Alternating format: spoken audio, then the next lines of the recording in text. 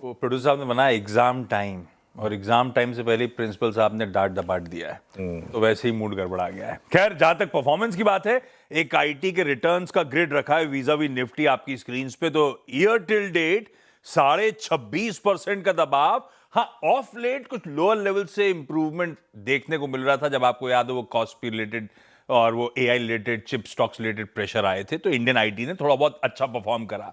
पर इस दौरान हुआ क्या है, वैल्यूएशन मल्टीपल्स की स्ट्रक्चरल डी रेटिंग होती हुई नजर आई।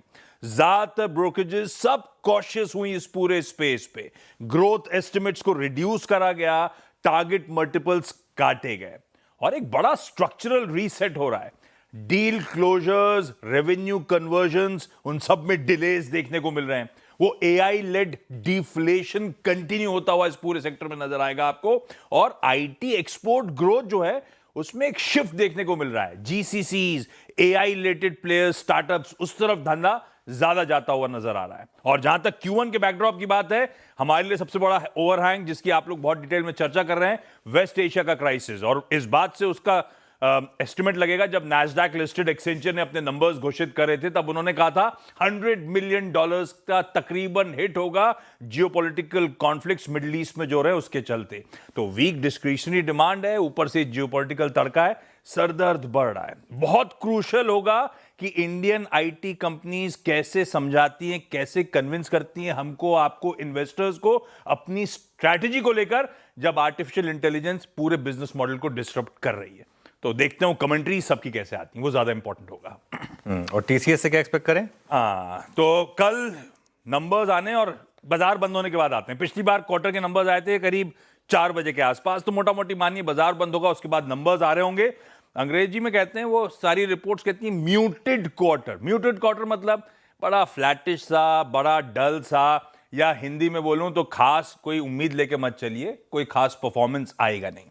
जहां तक Q-on-Q रेवेन्यू ग्रोथ की बात है, मैंने सारे रख दिए।